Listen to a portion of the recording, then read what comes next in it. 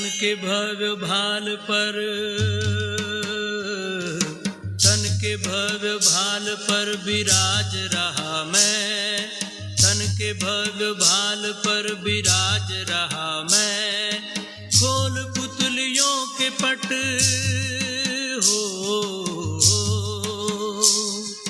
खोल पुतलियों के पट निहार रहा मैं, निहार रहा मैं।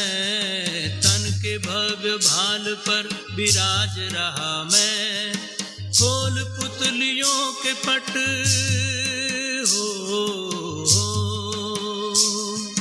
खोल पुतलियों के पट निहार रहा मैं, निहार रहा मैं। तन के भव्य भाल पर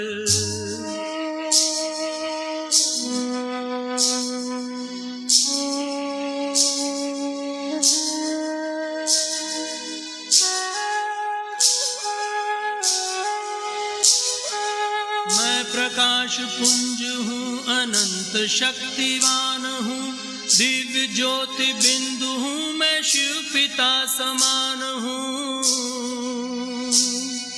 मैं प्रकाश पुंज हूँ, अनंत शक्तिवान हूँ, दिव्य ज्योति बिंदु हूँ, मैं शिव पिता समान हूँ। सृष्टि का श्रृंगार हूँ, इस जगत का सार हूँ, सृष्टि का श्रृंगार हूँ, इस जगत का सार हूँ। योनियों में श्रेष्ठ मानव जन्म का आधार हूँ। प्राण धरे तन में संचार रहा मैं, तन के भव्य भाल पर विराज रहा मैं। खोल पुतलियों के पट हो, खोल पुतलियों के पट निहार रहा मैं, निहार रहा मैं। तन के भव्य भाल पर विराज रहा मैं।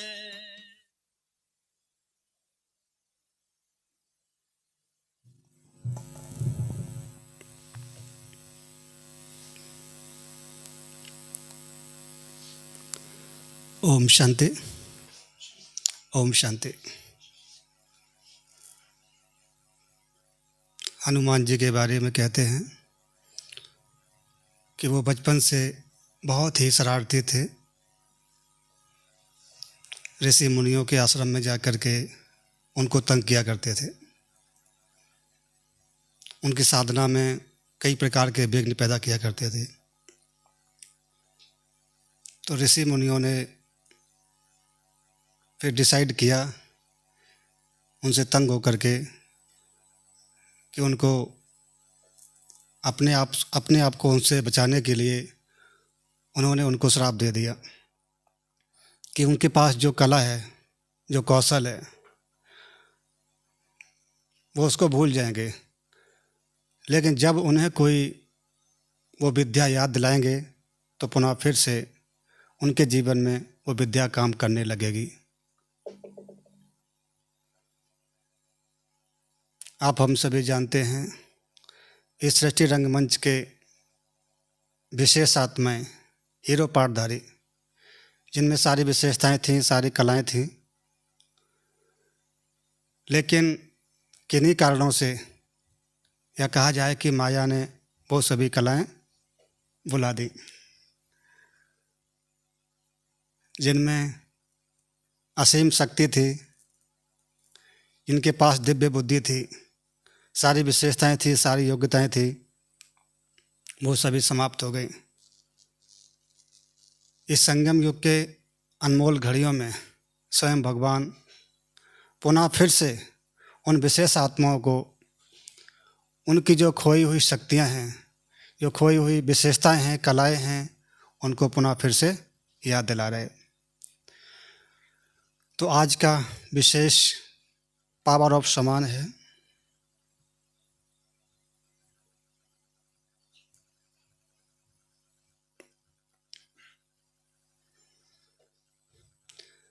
समान है, मैं निश्चय बुद्धि विजयंती आत्मा हूँ। तो बाबा कहते हैं निश्चय बुद्धि विजयंती होना निश्चय में कभी डगमग तो नहीं होते हो। अचल अडोल महावीर होना। महावीर की विशेषता क्या है? सदा अचल अडोल, संकल्प व स्वप्न में भी व्यर्थ संकल्प न आए, इसको कहा जाता है अचल अडोल महावीर। तो ऐसे होना जो कुछ होता है उसमें कल्याण भरा हुआ है, जिसको अभी नहीं जानते हो लेकिन आगे चल कर के जानते जाएंगे। कोई भी बात एक काल की दृष्टि से नहीं देखो, त्रिकालदर्शी होकर के देखो। अब यह क्यों, अब यह क्या, ऐसे नहीं। त्रिकालदर्शी होकर देखने से सदा यही संकल्प रहेगा कि जो हो रहा है उसमें कल्याण है। ऐसे ही त्रिकालदर्शी होकर चलते हो ना। सेवा के आधार मूर्त जितने मजबूत होंगे उतनी सेवा की बिल्डिंग भी मजबूत होगी। जो बाबा बोले वह करते चलो, फिर बाबा जाने बाबा का काम जाने। जैसे बाबा वैसे चलो तो उसमें कल्याण भरा हुआ है। बाबा कहे ऐसे चलो, ऐसे रहो, जी हाजिर। ऐसे क्यों नहीं, जी हाजिर। समझा?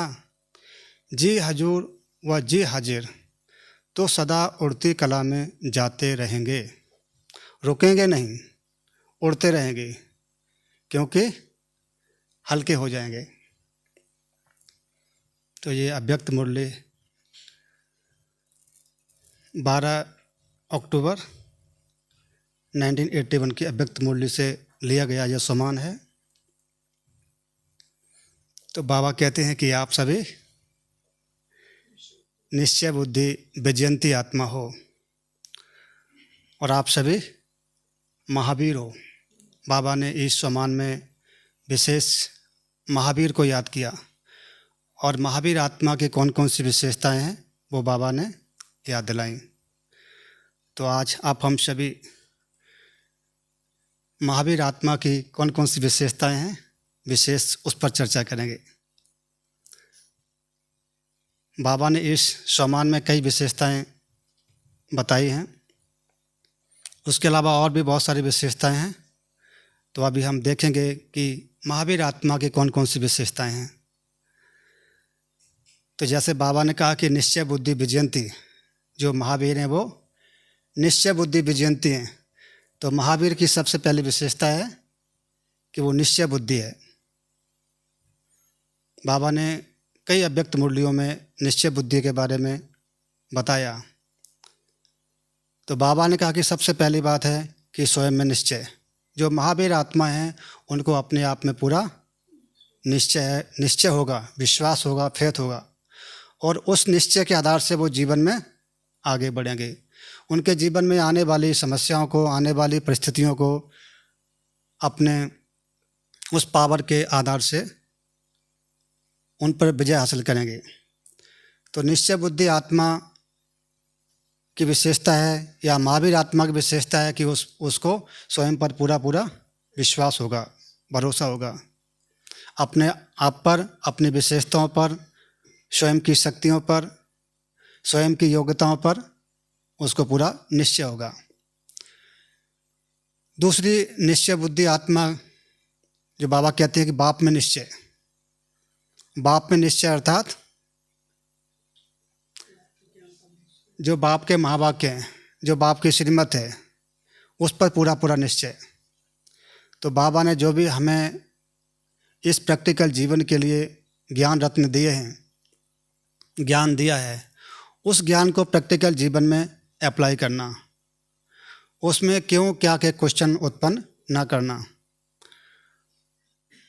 तो महावीर अर्थात जिसका बाप पर पूरा पूरा निश्चय है, बाप के महावाक्यों पर निश्चय है।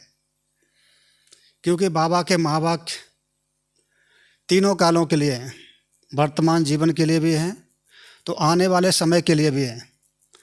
तो जीवन में कभी कभी ऐसा भी होता है कि कुछ बातें ऐसी होती हैं जो भविष्य में होने वाली हैं, लेकिन बाबा वो बातों को वर्तमान समय हमारे सामने रखते हैं। तो उस समय उन बातों के प्रति, उन ज्ञान के बिंदुओं के प्रति कोई भी क्वेश्चन पैदा ना हो कि बाबा ने ऐसे ऐसे क्यों कहा। ऐसा तो कोई नज़ारा देखने में नहीं आता है, लेकिन बाबा ने वो बात भविष्य को देखते हुए हम सभी के सामने रखी है, जिससे हम वर्तमान समय उस समय के लिए तैयारी कर सकें।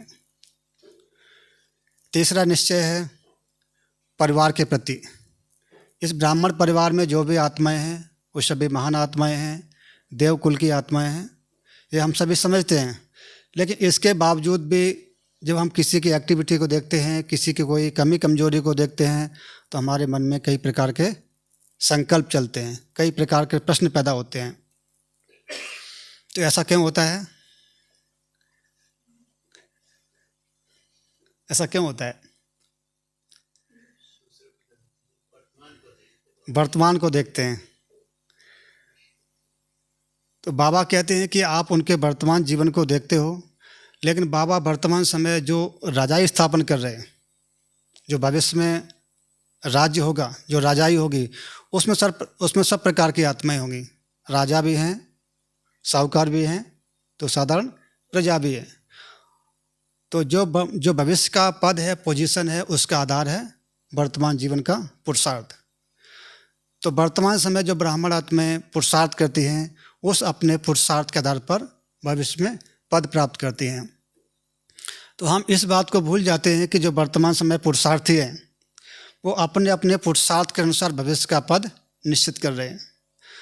तो जो साधारण पुरुषार्थी हैं या जो भविष्य में साधारण पद पाने वाले हैं, तो जरूर वर्तमान समय में कोई ना कोई गलती तो करेंगे ही करेंगे। यदि हमारी बुद्धि में ये बात भी होगी, तो जो भी आत्माएं गलती करती हैं या उनके जीवन में जो हमें कमी कमजोरी देखने में आती है, और उससे हमारा जो निश्चय हलचल में आता है, टूटता है, तो वो निश्चय हमारा टूटेगा नहीं। तो हमें इस बात को भी ध्यान में रखना है कि वर्तमान समय जो पुरुषार्थ करने वाले पुरुषार्थी हैं, उनका अपना अपना पुरुषार्थ है और उनका अपना अपना पद है। चौथी बात है ड्रामा पर निश्चय। बाबा कहते हैं ड्रामा बना बनाया ड्रामा है, इस ड्रामा में हर सीन फिक्स है। तो इस ब्राह्मण जीवन में चलते चलते कई ऐसी बातें आती हैं जो हमारे फेवर में नहीं होती हैं। तो जब ऐसी कोई बात हमारे सामने आती है, तो उस समय मन में कई प्रकार के प्रश्न उत्पन्न होते हैं। तो बाबा कहते हैं कि ड्रामा पर जिनको पूरा निश्चय है, पूरा भरोसा है, तो उस समय उन आत्माओं के बुद्धि में कोई भी प्रश्न उत्पन्न नहीं होंगे। किनके बुद्धि में? जो निश्चय बुद्धि है, जिनको ड्रामा पर पूरा भरोसा है, निश्चय कि ड्रामा कल्याणकारी है, ड्रामा हूबहू रिपीट होता है, ड्रामा में किसी का भी अकल्याण नहीं है। ड्रामा में जो कुछ भी होता है वो सभी कोई ना कोई कर्म का फल है, परिणाम है। यदि किसी के जीवन में कोई समस्या है या स्वयं के जीवन में ही कोई परिस्थिति है, कोई समस्या है, तो वो भी कोई पास्ट कर्मों का हिसाब किताब है। तो जो महावीर निश्चय बुद्धि आत्माएं हैं, वो ड्रामा के ज्ञान को समझ करके उसमें हलचल में नहीं आएंगे, वो अचल रहेंगे। तो जो महावीर आत्माएं हैं, उनकी पहली विशेषता है कि वो निश्चय बुद्धि होंगी। उनका स्वयं पर भी पूरा निश्चय होगा, बाप पर भी निश्चय होगा, परिवार पर भी, साथ साथ ड्रामा पर। महावीर आत्मा की दूसरी निशानी है कि वो आज्ञाकारी होगा। जैसे हम सभी जानते हैं कि जो हनुमान जी, वो राम के कितने आज्ञाकारी थे। तो बाबा ने समान में कहा कि जो आज्ञाकारी, जो महावीर हैं, वो बाप की हर आज्ञा को पालन करेंगे। क्या कहेंगे? जी हजूर, जी हाजिर, जो आज्ञा। तो बाबा हम बच्चों को इस ब्राह्मण जीवन के लिए, इस ब्राह्मण जीवन को श्रेष्ठ बनाने के लिए, जो हमें सुबह से लेकर रात तक के लिए जो विशेष आज्ञा देते हैं, श्रीमत देते हैं, उनको हमें कदम कदम पर फॉलो करना है। आज्ञाकारी अर्थात जो कहा वो करना है। तो महावीर आत्मा की दूसरी विशेषता है कि वो आज्ञाकारी होंगे, और जो आज्ञाकारी होते हैं उन्हें दुआएं प्राप्त होती हैं। हम जिसकी भी आज्ञा का पालन करते हैं उसके दिल से दुआएं निकलती हैं। तो यदि हम बाप की आज्ञा का पालन करेंगे तो बाप से हमें दुआएं मिलेंगी। यदि हम बड़ों की आज्ञा का पालन करेंगे तो बड़ों से हमें दुआएं मिलेंगी। तो इस ब्राह्मण जीवन में निरंतर आगे बढ़ने के लिए हमारे कदम दिन प्रतिदिन आगे बढ़ते रहें, हम सफलता की ओर चलते रहें, उसके लिए दुआओं का होना बहुत ज़रूरी है। जब जीवन में कोई समस्या आती है, कोई परिस्थिति आती है, जिस समय हमारा पुरुषार्थ काम नहीं करता है, जिस समय हमारी बुद्धि भी काम नहीं करती है और जो हमारे पास योग बल है वो भी हमारे यूज में नहीं आता है, तो उस समय जो हम दुआएं कमाते हैं वो दुआएं उस समय काम आती हैं। जैसे कि कोई एक व्यक्ति बीमार है तो बीमार व्यक्ति उस समय असमर्थ होता है, कुछ भी करने के योग्य नहीं होता है, लेकिन जो उसने पास्ट में दुआएं कमाई होंगी वो दुआएं उस समय उसको काम आती हैं, उसको मदद करती हैं। तो इस ब्राह्मण जीवन में दुआएं कमाना बहुत आवश्यक है। तो बाबा कहते हैं कि दुआओं का खजाना सदा आपका भरपूर रहे, उसके लिए आज्ञाकारी बनकर चलो। तो बाप के आज्ञाकारी बनकर चलेंगे तो बाप से सदा दुआओं की वर्षा होती रहेगी और हम जीवन में हमेशा सदा आगे बढ़ते रहेंगे, सदा सेफ रहेंगे। तो महावीर की दूसरी विशेषता है कि वो आज्ञाकारी होगा। महावीर की तीसरी विशेषता है कि वो अचल अडोल होगा। जैसे हनुमान जी के जीवन में दिखाते हैं, उनके सामने कई समस्याएं आई, रावण के कई ऐसे उनके जो योद्धा थे उनके सामने आए अलग अलग रूपों में, लेकिन वो कभी भी हलचल में नहीं आए। उन्होंने अपनी बुद्धि और बल को प्रयोग में लाकर उनका सामना किया। तो ऐसे ही वर्तमान समय इस ब्राह्मण जीवन में जो समस्याएं आती हैं, जो परिस्थितियां आती हैं, तो जो महावीर आत्माएं होती हैं, जो महावीर आत्माएं हैं जिन्होंने भगवान से ज्ञान प्राप्त किया है, जिन्होंने भगवान से अपना बुद्धि योग जोड़ करके योग बल जमा किया है, वो अपने योग बल से, अपने बुद्धि बल से उन समस्याओं का सामना करेंगे, उन समस्याओं को फेस करेंगे, उन पर विजय हासिल करेंगे। समस्याओं को देख करके घबराएंगे नहीं, हलचल में नहीं आएंगे। तो महावीर आत्मा की तीसरी विशेषता है कि वो अचल अडोल रहेंगे। जीवन में चाहे कोई तूफान आए या भूकंप आए, क्योंकि समस्याओं का कोई ठिकाना नहीं, कब कहाँ से किस व्यक्ति से कौन सी समस्या सामने आ जाए।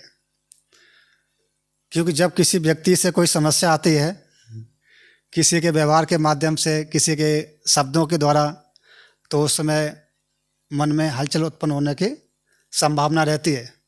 लेकिन जिनके पास पर्याप्त ज्ञान है, पर्याप्त योग बल है और उन्होंने अपने जीवन में उस ज्ञान को आत्मसात किया है, उसको उपयोग में लाया है, उसको बार बार जीवन में यूज करते हैं, तो जब जीवन में ऐसी कोई समस्या, ऐसी कोई परिस्थिति आती है, उस समय वो हलचल में नहीं आते हैं, उस समय भी अचल अडोल रहते हैं। तो आप हम सभी कौन हैं? महावीर हैं। तो आपकी विशेषता क्या है? अचल अडोल रहने वाले, कोई भी समस्या को देख करके घबराने वाले नहीं, समस्या का सामना करने वाले, समस्या का हल करने वाले, समस्या के सामने नतमस्तक होने वाले नहीं। तो महावीर की तीसरी विशेषता है कि वो अचल अडोल रहेंगे। महावीर की चौथी विशेषता है जो बाबा ने सम्मान में कहा है कि वो त्रिकालदर्शी होंगे। वो अपने जीवन में जो कुछ भी करेंगे तीनों कालों को सामने रख कर करेंगे। ऐसा नहीं कि कोई भी कार्य हम पहले कर लें, बाद में उसके रिजल्ट को देख करके फिर सोचें कि ऐसा करते तो अच्छा होता, तो ऐसा होता, या बाद में ज्ञान के पॉइंट याद आए कि इस ज्ञान के पॉइंट को यदि हम यूज करते तो सफलता मिलती। तो महावीर आत्मा जो है वो त्रिकालदर्शी होंगी। वो तीनों कालों को सामने रखते हुए, हर कर्म और कर्म के परिणाम को जानते हुए, देखते हुए फिर कोई भी कर्म करेंगे।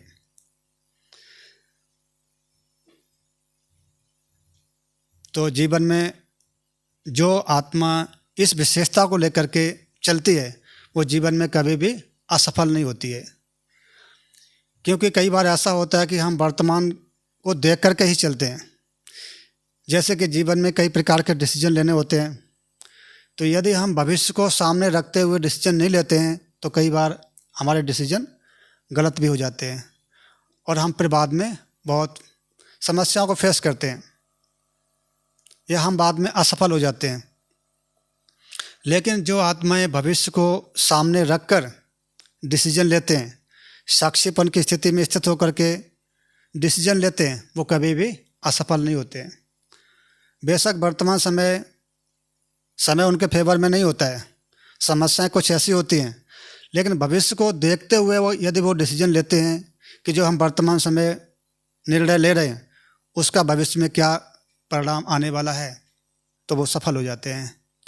तो इस ब्राह्मण जीवन में जो आत्माएं त्रिकालदर्शी हैं, बाबा कहते हैं वो महावीर हैं। और वो महावीर आत्माएं तीनों कालों को सामने रखते हुए हर कर्म करेंगे। कर्म और कर्म के परिणाम को जानकर देखकर फिर कोई कर्म करेंगे। ऐसा नहीं कि पहले कर्म कर लिया, पहले किसी के साथ ऐसा व्यवहार कर लिया, ऐसे शब्द बोल दिए, फिर बाद में पश्चाताप करना पड़े कि ऐसा हमको नहीं बोलना था, ऐसा हमें नहीं करना था, ऐसा नहीं ऐसा करना था। तो महावीर आत्मा की विशेषता है कि वो पहले से त्रिकालदर्शी की स्थिति में स्थित होकर के तीनों कालों को जान करके फिर कोई भी कर्म करेंगे, कोई भी निर्णय लेंगे। महावीर आत्मा की चौथी विशेषता है एक व्रता। पांचवी विशेषता है एक व्रता। एक व्रता अर्थात उसके दिल में सदा एक राम, एक बाप, दूसरा ना कोई। बाबा कहते हैं आप बच्चों के दिल में एक बाप, दूसरा कोई नहीं होना चाहिए। यदि कोई, या बाबा ने कभी मुरली में कहा कि एक आप, दूसरा बाप, तीसरा ना कोई। यदि कोई तीसरा आया तो तीसरी आंख बंद हो जाएगी। तो जो महावीर आत्मा है उनके दिल में सदा एक राम बसता है। तो जो महावीर आत्मा की पांचवी विशेषता है कि सदा उनके दिल में एक बाप, दूसरा ना कोई। तो जब हम आत्माओं के संबंध संपर्क में आते हैं तो बाबा कहते हैं हमेशा अपने आप स्वयं की चेकिंग करनी है कि एक बाप के सिवाय अन्य आत्माओं को तो आप अपने दिल में स्थान नहीं देते हो, तो दूसरी आत्माओं को अपने दिल में स्थान कैसे देते हैं? जब जीवन में कोई समस्या आती है, तो उस समय व्यक्ति क्या सोचता है?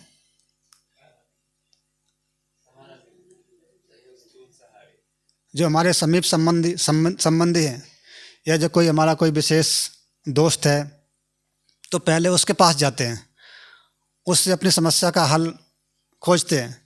लेकिन जब उससे कोई समस्या का हल नहीं मिलता है तो फिर बाप की ओर बुद्धि जाती है कि बाबा अभी आप हमारा केवल एक आप ही सहारा हो। लेकिन जो महावीर आत्माएं हैं वो हर परिस्थिति में एक बाप को पहले लाएंगी, आत्माओं को बाद में। तो महावीर आत्मा की पांचवी विशेषता है कि उसके दिल में सदा एक राम होगा। जीवन में चाहे खुशियों के पल हों या जीवन में कई समस्याएं हों, हमेशा उनके बुद्धि में पहले बाबा, पहले बाप, पहले भगवान, उसके बाद में अन्य आत्माएं, चाहे ब्राह्मण परिवार की आत्मा है या अन्य कोई भी आत्मा है। महावीर आत्मा की छठवीं विशेषता है कि वो बहुरूपी होगा। जैसे रामायण में दिखाते हैं कि राम और लक्ष्मण सीता जी की खोज करते करते ऋषिमुख पर्वत के तलहटी में जब पहुंचते हैं तो सुग्रीव के कुछ जो उनके गुप्तचर होते हैं उन्होंने उनको देख लिया और उन्होंने जा कर के सुग्रीव को ये समाचार सुनाया कि इस पर्वत की तराई मैदान में कोई दो विशेष व्यक्ति घूमते हुए नजर आए। तो उन्होंने पूछा वो कैसे थे? तो उन्होंने कहा कि वो एक ऋषि के वेश में थे, गेरुए कपड़े पहने हुए थे, साथ साथ उनके कंधे पर धनुष बाण था। तो जब उन्होंने सुना कि उनके कंधे पर धनुष बाण था तो उन्हें डाउट हुआ। उनको ऐसा प्रतीत हुआ शायद ये बाली के भेजे हुए कोई उसके सैनिक हैं, शायद हमारे पर हमला करने के लिए बाली ने इनको भेजा हुआ है, कोई बाली के जासूस हैं। तो सुग्रीव ने कहा कि उन्होंने अपने मंत्रियों से मंत्रणा की कि उनका पता किया जाए कि वो कौन है और इस एरिया में यहाँ क्यों आए हुए हैं। हम तो वर्तमान समय बाली से बहुत दूर हैं, उनसे हमारा कोई ताल्लुक़ नहीं है, कोई संबंध नहीं है और हम उसके बारे में कुछ सोचते भी नहीं हैं। तो बाली हमारे बारे में ऐसा क्यों सोचता है? तो जब उन्होंने आपस में मीटिंग की, आपस में राय सलाह की कि उनका भेद पहले जानो कि वो कौन है और कहाँ से आए, किस उद्देश्य से यहाँ आए हुए हैं और हमारी ओर क्यों आ रहे हैं। तो सबने डिसाइड किया कि हम सभी में एक हनुमान जी ऐसे हैं जो इसका भेद जान सकते हैं, क्योंकि हनुमान जी के पास सभी कलाएं हैं। हनुमान जी बुद्धिशाली भी हैं, बलशाली भी हैं, साथ साथ उनमें अपने स्वरूप को बदलने की भी कला है। तो हनुमान जी को ये काम दिया गया कि आप जा कर के उनका पता कीजिए कि वो कौन है और हमारे इस एरिया में क्यों आए हुए हैं, उनका क्या उद्देश्य है। तो हनुमान जी वहाँ जाते हैं अपना वेश बदल करके। किस रूप में जाते हैं? एक ब्राह्मण के वेश में। हनुमान जी ने ब्राह्मण का रूप धारण करके एक पोथी लेकर के उनके सामने से गुजरने लगते हैं। तो जब राम ने उनको लक्ष्मण ने देखा कि इस निर्जन वन में यहाँ कहीं कोई दिखाई तो नहीं दे रहा है और हमें सुग्रीव के पास पहुँचना है, वहाँ का रास्ता भी नहीं मालूम है, तो सामने से आ रहे जो सज्जन व्यक्ति हैं इनसे हम बात करते हैं, इनसे हम वहाँ के बारे में रास्ते के बारे में पता करते हैं।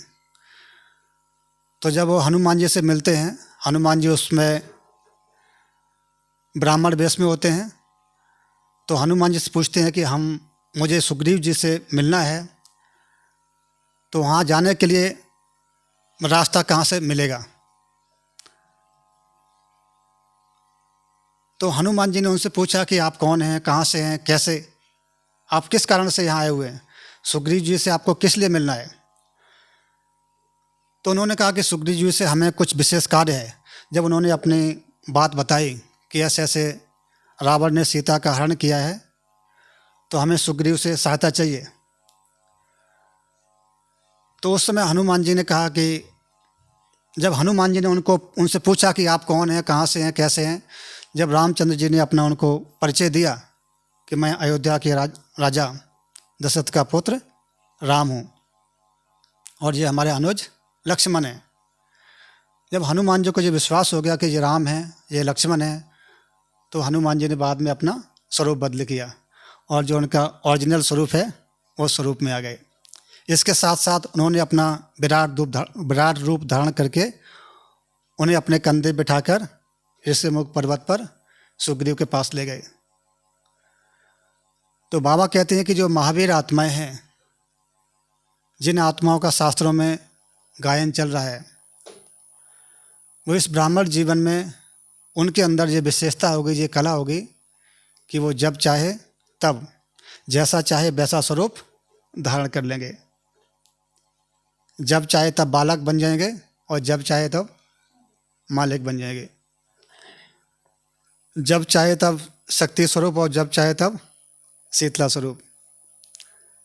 वो जब चाहे तब ज्वालामुखी बन सकते हैं और जब चाहे तब शीतल झरना, प्रेम का, स्नेह का शीतल झरना। तो जो महावीर आत्मा है उनकी विशेषता होगी कि वो जब चाहे वो स्वरूप को धारण कर सकते हैं। एक सेकंड में जहाँ चाहे वहाँ अपने बल और बुद्धि के माध्यम से पहुँच सकते हैं। तो बाबा हम बच्चों को रोज़ जो भिन्न भिन्न ड्रिल सिखाते हैं वो ड्रिल क्यों सिखाते हैं कि हमारे जीवन में जो विशेषता डेवलप हो, कि 1 सेकंड में हम जहाँ चाहें अपने मन बुद्धि के माध्यम से वहाँ पहुँच सकें। संकल्प किया और 1 सेकंड में यहाँ से परम धाम, अगले सेकंड संकल्प किया तो परम धाम से 1 सेकंड में सूक्ष्म वतन में, 1 सेकंड में सूक्ष्म वतन में। तो ये कितनी बड़ी विशेषता है, कितनी बड़ी कला है कि हम 1 सेकंड में जहाँ चाहे अपने मन और बुद्धि के माध्यम से वहाँ पहुँच सकते हैं। तो बाबा कहते हैं कि ये आपकी विशेषता है, जिस विशेषता का शास्त्रों में गायन चल रहा है। तो इस विशेषता को हमें बहुत बहुत डेवलप करना है। जितनी जितनी हमारे में जो विशेषता आती जाएगी उतनी हमारी बुद्धि में निखार आएगा, आत्मा बलशाली बनेगी और जीवन में जो अनेक प्रकार की समस्याएं होती हैं उन समस्याओं को हम सहज ही पार कर सकेंगे। तो महावीर आत्मा की ये छठी विशेषता है कि वो बहुरूपी होगा।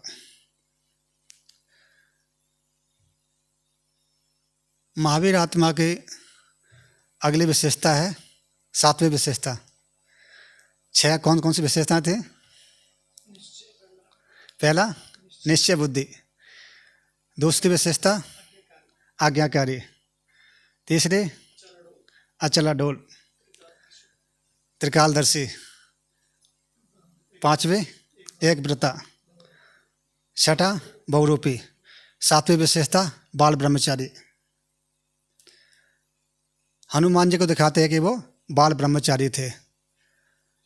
तो बाबा ने आप हम सभी को जो लास्ट 2 संडे की मुरली हम सभी ने सुनी,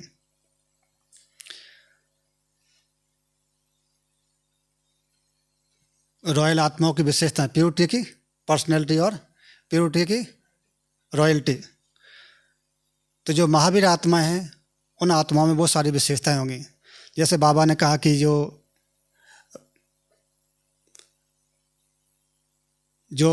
ऐसी विशेष आत्माएं हैं उनमें प्योरिटी की पर्सनैलिटी होगी। जो तपस्वी आत्माएं उनमें क्या होगी? प्योरिटी की पर्सनैलिटी। और प्योरिटी की पर्सनैलिटी वाली आत्माओं की विशेष बाबा ने 3 विशेषताएं बताई। वो 3 विशेषताएं कौन कौन सी थी? पहली विशेषता थी, पहली विशेषता, ये तीसरी विशेषता है।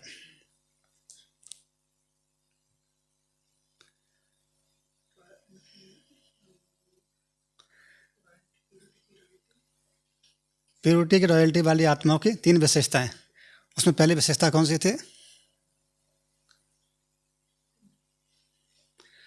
तो बाबा ने उस मुरली में कहा था कि उनकी पहली विशेषता है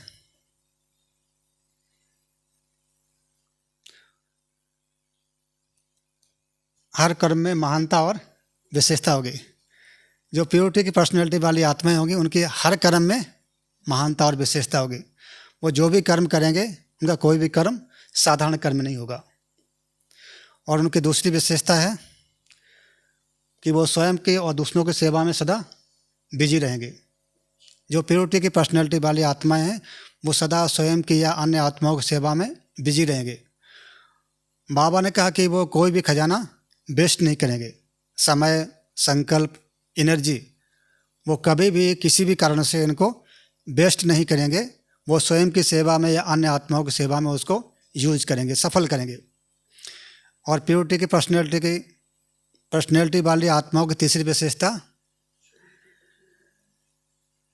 बाबा ने कहा छोटी छोटी बातों में अपना टाइम वेस्ट नहीं करेंगे। बाबा ने इसके लिए एग्जाम्पल दिया, जैसे रास्ते चलते कोई बात होती है, कोई चीज़ पड़ी होती है जो आपके काम की नहीं है तो उसको आप देखते हुए भी नहीं देखते हो। तो बाबा ने कहा कि जो आप ब्राह्मण आत्माओं के लिए, जो आप आत्माएं विशेष आत्माएं हैं, महान आत्माएं हैं, आप आत्माओं के लिए बाबा ने कहा कि जो इम्प्योरिटी है, जो अपवित्रता है, वो छोटी है या बड़ी है? बाबा ने प्रश्न पूछा था कि वो छोटी है आपके लिए या बड़ी है? तो बच्चों ने जवाब दिया कि छोटी है। तो बाबा ने कहा कि आपके जीवन में ऐसी कोई बातें, ऐसी कोई घटनाएं होती हैं तो उनको देखते हुए भी नहीं देखो, नहीं देखना है, सुनते हुए भी नहीं सुनना है। तो जो प्योरिटी की पर्सनैलिटी वाली आत्माएं हैं उन आत्माओं में विशेष ये 3 विशेषताएं होंगी। कि वो कोई भी कर्म करेंगे उस उनके हर कर्म में महानता और विशेषता होगी। दूसरी बात, वो स्वयं की और अन्य आत्माओं की सेवा में सदा बिजी रहेंगे। और तीसरी विशेषता कि वो छोटी छोटी बातों में अपना टाइम वेस्ट नहीं करेंगे। और प्योरिटी की रॉयल्टी वाली आत्माओं की विशेषताएं बाबा ने विशेष 5 बातें बताई थी, जिसमें पहली बात थी सच्चाई। बाबा ने कहा कि जो प्योरिटी की रॉयल्टी वाली आत्माएं हैं उनमें सच्चाई होगी, सत्यता की शक्ति होगी, अंदर बाहर अलग अलग नहीं। बाबा ने कहा कि उनकी वृत्ति में होगी वही दृष्टि में, वही बोल में और वही संबंध संपर्क अर्थात कर्म में होगी। बाबा ने इसके लिए एग्जाम्पल दिया था कि जैसे बाबा ने बच्चों की लीलाएं देखी कि बाप बच्चों की लीलाएं देखते हैं। क्या देखते हैं कि बच्चों में मिलावट और बनावटी और मिलावटी की आदत है, संस्कार हैं। और संस्कार वो कहाँ से आए? द्वापर युग से, भक्ति के संस्कार। तो वर्तमान समय भी ब्राह्मण बच्चे, कोई बच्चे उनमें संस्कार हैं कि वे कोई भी बात को मिलावट और बनावट करके उस बात को पेश करते हैं। छोटी बात को बड़े रूप में पेश करेंगे, बड़ी बात को छोटे रूप में पेश करेंगे। तो बाबा कहते हैं जो प्योरिटी की रॉयल्टी वाली आत्माएं होंगी उन आत्माओं की विशेषता होगी कि उनमें सच्चाई होगी। जो वृत्ति में होगी वही दृष्टि में, वही बोल में और वही संबंध संपर्क अर्थात कर्म में होगी। अंदर एक बाहर दूसरा नहीं होगी। और जो अंदर एक बाहर दूसरे होते हैं वो कौन है? वो सबसे खौफनाक हैं। तो वो ऐसे खौफनाक नहीं होंगे। और प्योरिटी की रॉयल्टी वाली आत्मा की दूसरी विशेषता, उनमें मांगने संस्कार नहीं होंगे। बाबा कहते हैं स्थूल या सूक्ष्म उनमें कोई भी प्रकार के मांगने के संस्कार नहीं होंगे। तो साधारण आत्माएं क्या मांगती हैं? कोई नाम मान शान, कोई नाम चाहिए, मान चाहिए, सम्मान चाहिए, सहयोग चाहिए। तो उन आत्माओं में ये चाहिए कि संस्कार नहीं होंगे, वो आत्माएं तृप्त होंगे। तीसरी विशेषता है कि वो न्यारे और प्यारे होंगे। बाबा कहते हैं जो प्योरिटी की रॉयल्टी वाली आत्माएं होंगी वो उनमें जो विशेषता होगी कि वो न्यारे और प्यारे होंगे। उन आत्माओं के प्रति कई आत्माएं आकर्षित होती हैं। तो बाबा ने कहा कि वो उनकी गलती नहीं है, क्योंकि उनकी विशेषता, वो ऐसी विशेष आत्माएं हैं कि आकर्षण तो होगा ही, लेकिन वो जो ऐसी विशेष आत्माएं हैं वो औरों को आकर्षित नहीं करेंगे, ना औरों में आकर्षित होंगे। तो वो न्यारी प्यारी होंगी। और चौथी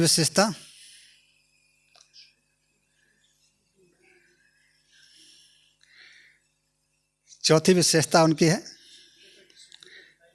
ये 5वीं विशेषता है।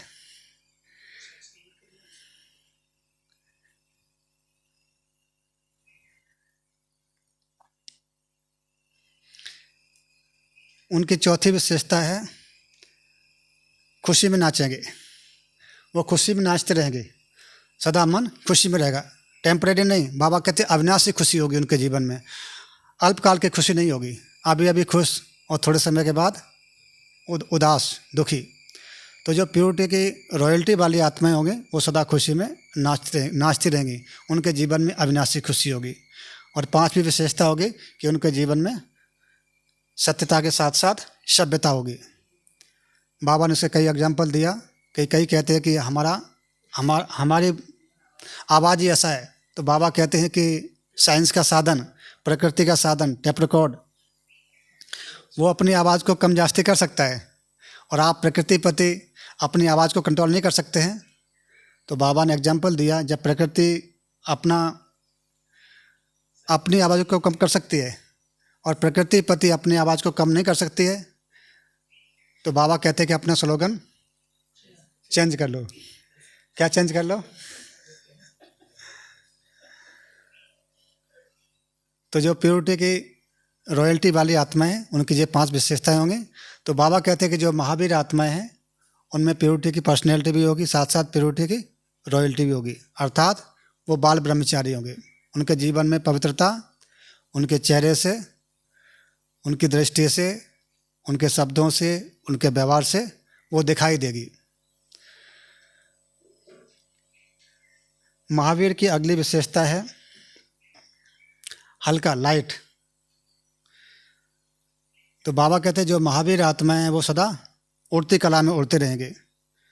बाबा कहते हैं इस ब्राह्मण जीवन में जो वर्तमान समय आपका पुरुषार्थ है वो उड़ती कला का पुरुषार्थ होना चाहिए, क्योंकि समय बहुत कम है। अभी दौड़ती कला का, हाई जंप का समय नहीं, अभी समय क्या है, उड़ती कला का। तो बाबा कहते हैं कि जो महावीर आत्मा है वो उड़ती कला में उड़ते रहेंगे, और जो उड़ती कला में उड़ने वाली आत्मा है उनके सामने जो भी समस्याएं आएंगी उन समस्याओं को कैसे पार करेंगे, सेकंड में। जैसे दिखाते हैं कि जब महावीर आकाश मार्ग से उड़ करके जाते हैं कहीं पर भी, तो नीचे जो भी है वो सब कैसे नजर आता है, जैसे कि बहुत छोटे रूप में। जो सागर है वो भी छोटे रूप में, जो बड़े बड़े पहाड़ हैं वो जैसे कि एक बॉल के रूप में। तो बाबा कहते हैं जो महावीर आत्मा है उनके सामने समस्याएं, जो परिस्थितियां हैं वो कैसी हैं, छोटे बॉल के रूप में।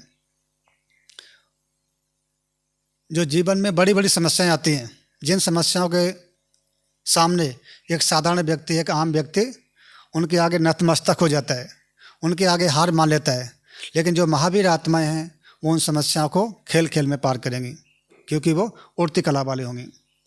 तो महावीर आत्मा की अगली विशेषता है कि वो लाइटनेस, अर्थात उनमें हल्कापन होगा, उड़ती कला वाली होंगी। अगली महावीर आत्मा की विशेषता है नशा, उनमें नशा होगा। कौन सा नशा होगा, कि हम कल्प कल्प के विजयी हैं, हमने हर कल्प में विजय हासिल की है। तो जिसके अंदर नशा होता है वो जीवन में सफलता हासिल करता है। तो बाबा कहते हैं कि आपके अंदर ये नशा होना चाहिए कि हमने इस जीवन में, इस ब्राह्मण जीवन में जो आने वाली समस्याएं हैं, परिस्थितियां हैं, जो कारण हैं, उन पर विजय हासिल की है। आप कल्प कल्प विजयी बने हो, और इस कल्प में भी आप विजयी बनेंगे, क्योंकि स्वयं बाप आपके साथ है। तो जिसके साथ स्वयं भगवान है उसकी विजय ना हो ऐसा नहीं हो सकता है। तो जो महावीर आत्मा है उसकी ये 9वीं विशेषता है कि उनके अंदर नशा होगा कि हम कल्प कल्प के विजयी हैं, और इस कल्प में भी हम विजयी बनेंगे, विजयी बनकर दिखाएंगे। अगली 10वीं विशेषता है कि जो महावीर आत्मा है वो मास्टर सर्वशक्तिवान होगी। बाबा कहते हैं जो महावीर आत्माएं हैं उनके पास सर्व शक्तियाँ होंगी, सर्व शक्तियाँ उनके सहयोगी होंगी, साथी होंगी, सर्व शक्तियाँ उनके कर्मचारी होंगी। वो जब चाहें जिस शक्ति का आह्वान करना चाहें उस शक्ति का आह्वान कर सकते हैं, और उस शक्ति के माध्यम से जो कार्य चाहें वो कार्य करा सकते हैं या कर सकते हैं। तो महावीर आत्मा की 10वीं विशेषता है कि वो मास्टर सर्वशक्तिवान हो गए। महावीर आत्मा की अगली विशेषता है कि वो कोई भी बहाना नहीं देंगे, नो एक्सक्यूजेज। बाबा कहते हैं जीवन में बहुत सारी बातें आती हैं, लेकिन जो ऐसे ज्ञानवान, बुद्धिवान, विशेष महावीर आत्माएं हैं वो कभी भी किसी बात को देख करके उनके मन में क्वेश्चन उत्पन्न नहीं होंगे कि ये क्यों, क्या, कैसे, इसने ऐसा क्यों किया, उसने ऐसा कैसे किया। तो किसी भी व्यक्ति को देखकर, कोई परिस्थिति को देखकर उनके मन में प्रश्न पैदा नहीं होंगे, प्रश्नों की बजाय उस समस्या का हल ढूंढेंगे। तो महावीर आत्मा की ये 11वीं विशेषता है कि वो किसी भी बात के कारण, किसी भी समस्या के कारण, किसी भी व्यक्ति के कारण उनके मन में कोई भी प्रश्न उत्पन्न नहीं होंगे। उनके पास हर एक प्रश्न का जवाब होगा। क्यों, कैसे के जाल में नहीं फंसेंगे, वो हर समस्या का समाधान करेंगे।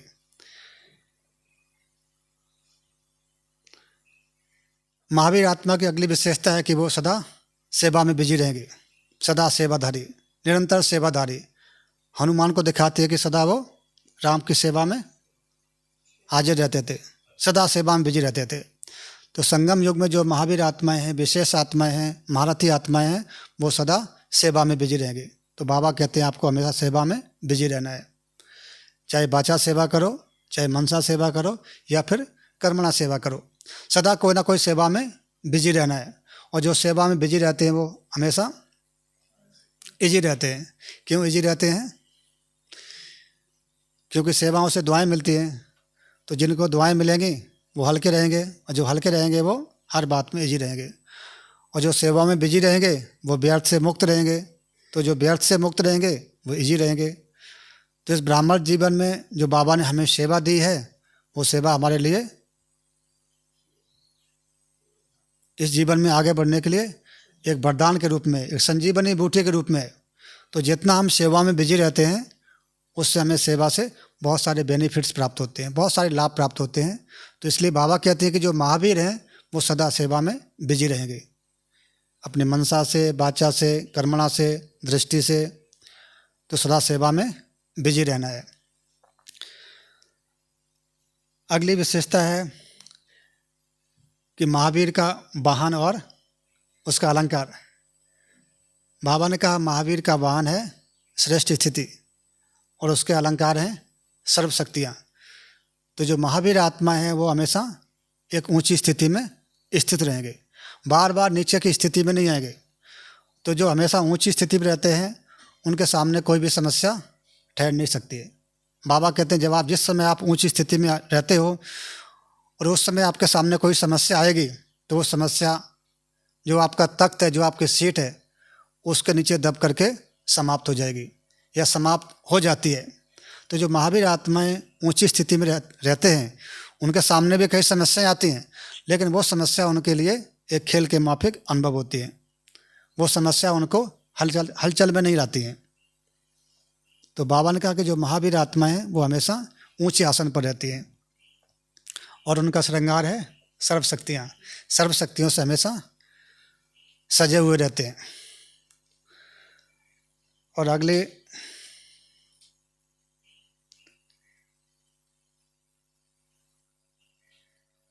तो कितनी विशेषताएं हो गई हैं? 13। कौन कौन सी विशेषताएं हैं? सबसे पहले है निश्चय बुद्धि है। जो महावीर आत्मा है वो निश्चय बुद्धि है। उनका हर बात में पूरा निश्चय होगा और वो निश्चय के आधार से जीवन में आगे बढ़ेंगे। दूसरी विशेषता आज्ञाकारी होंगे, बाप के आज्ञाकारी होंगे, बड़ों की आज्ञाकारी होंगे और उनकी आज्ञा पालन करने से जो उन्हें दुआएं मिलती हैं उन दुआओं के माध्यम से वो जीवन में आगे बढ़ते हैं। तीसरी विशेषता अचल अडोल होंगे, जीवन में आने वाली समस्याओं को देख करके हलचल में नहीं आएंगे, हर समस्या का समाधान करेंगे। चौथी विशेषता त्रिकालदर्शी होंगे, वो जो भी कार्य करेंगे तीनों कालों को जानते हुए, देखते हुए फिर कोई भी कार्य करेंगे और उसके माध्यम से जीवन में सफल होंगे। पांचवी विशेषता एक व्रता, उनके दिल में सदा एक बाप दूसरा न कोई। छठवीं विशेषता बहुरूपी होंगे, जब चाहे जिस स्वरूप को धारण करना चाहे उस स्वरूप को वो धारण कर सकेंगे। अगली विशेषता बाल ब्रह्मचारी, अर्थात उनके जीवन में प्योरिटी की पर्सनैलिटी भी होगी, साथ साथ रॉयल्टी भी होगी। जो इनकी विशेषता हैं वो विशेषता उनके प्रैक्टिकल जीवन से देखने में आएंगी। अगली विशेषता लाइटनेस, हल्के डबल लाइट होंगे और सदा सदा जीवन में उड़ते रहेंगे। अगली विशेषता नशा, उनको नशा होगा कि हम कल्प कल्प के विजयी हैं। अगली विशेषता मास्टर सर्वशक्तिवान होंगे, सर्वशक्तियाँ उनके पास एक सहयोगी साथी के रूप में होंगी। अगली विशेषता कोई बहानेबाजी नहीं, किसी भी कारण से कोई बहाना नहीं। और अगली विशेषता सदा सेवादारी, सेवा में सदा तत्पर रहेंगे। और लास्ट उनका वाहन और उनका अलंकार, तो हमेशा श्रेष्ठ स्थिति में रहेंगे और अलंकारों से सजे हुए रहेंगे। तो ये महावीर आत्माओं की विशेषता है और हम सभी ऐसे विशेष महावीर हैं। तो हमें अपने अंदर इन विशेषताओं को देखना है, जिन विशेषताओं की कमी है उन विशेषताओं को भरना है और प्रैक्टिकल में उस स्वरूप को धारण करना है जो भक्ति मार्ग में जिसका यादगार अब तक चला आ रहा है। अच्छा, ओम शांति।